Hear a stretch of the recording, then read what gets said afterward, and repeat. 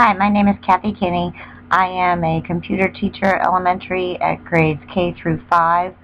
This is my lesson and unit that I prepared for 4th grade students on internet searching and how to become efficient and effective in citing their sources for an upcoming research project that is for their social studies class.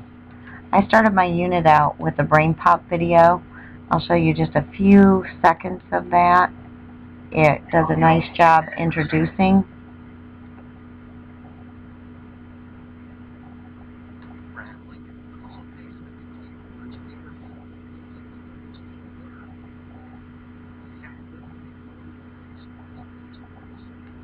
The students were able to find out about hits and results and seeing how large those numbers were from this video clip.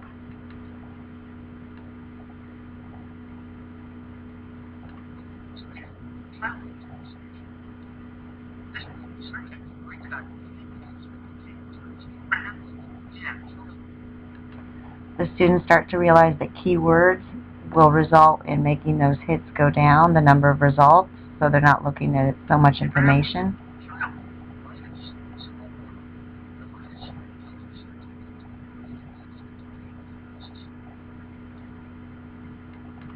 And at last they finally see that having some background information on their topic will help narrow those hits or results down.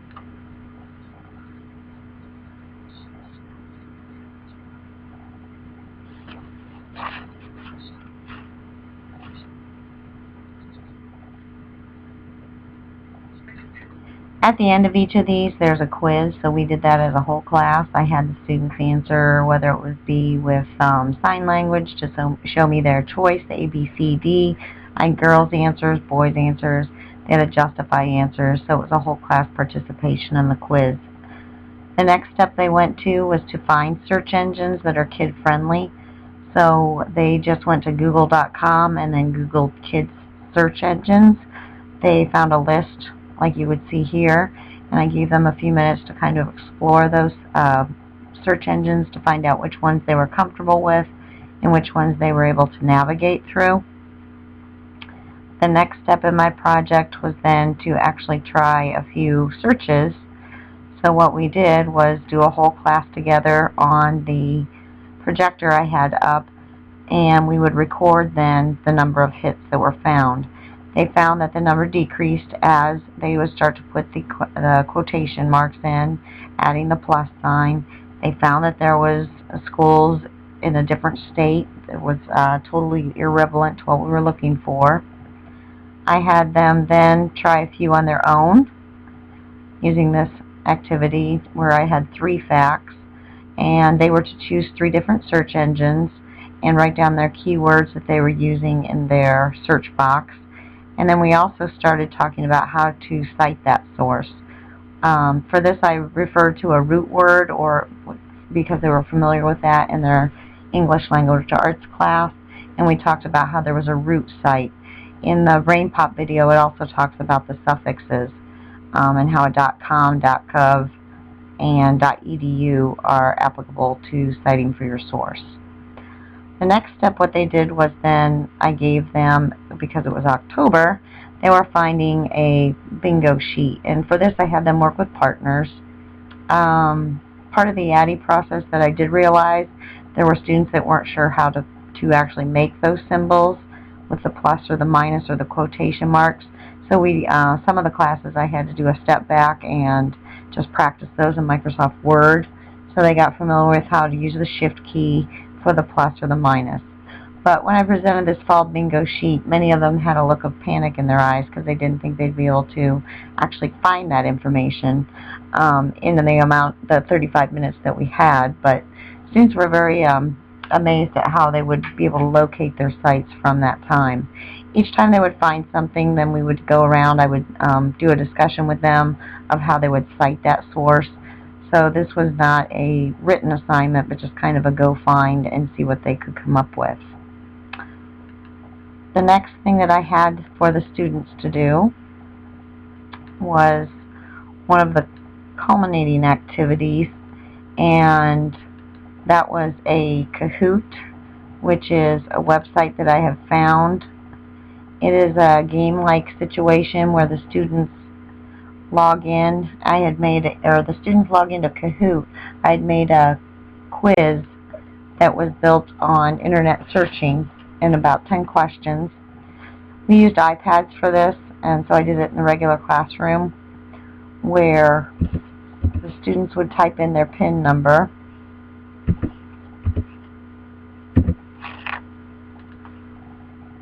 enter their nicknames or their names into the screen,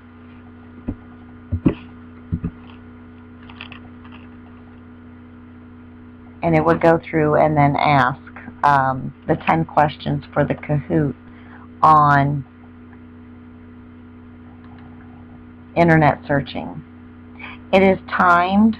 I did set the basis of the times to be over 90 seconds, so I tried to reinforce that they had plenty of time to think about it.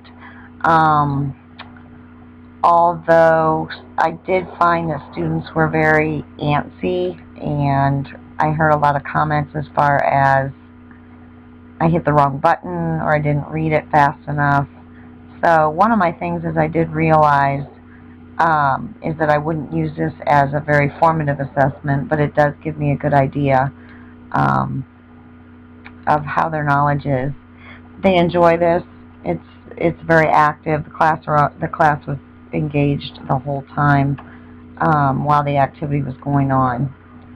Once it's done, they do rate themselves. It gives an update of who's keeping score or whatever. But that was one idea that I had to integrate the iPads into the class. The last thing that I had done was my surveys. I had my expert come in, which is a teacher's aide that's in my lessons daily for this. So I had made a survey monkey for her to fill out to give me some feedback on that. I also had 2 teachers, regular classrooms teachers, evaluate the lesson while I was doing this, and they were able to give me some feedback that was more geared towards the assessment and towards the lesson.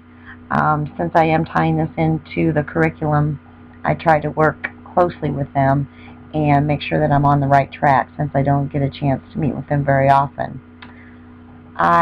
Overall, I did make changes since I teach it to 3 sections of 4th grade. I was able to make changes with the first lesson, and then I made some changes. I also noticed that I could not do the same lesson over and over again, as each class and each group of students have a different climate, different learning style. So I tried to adapt the ADDIE model as much as I could within my 3 classes I was teaching. Thank you, and I hope you enjoyed this.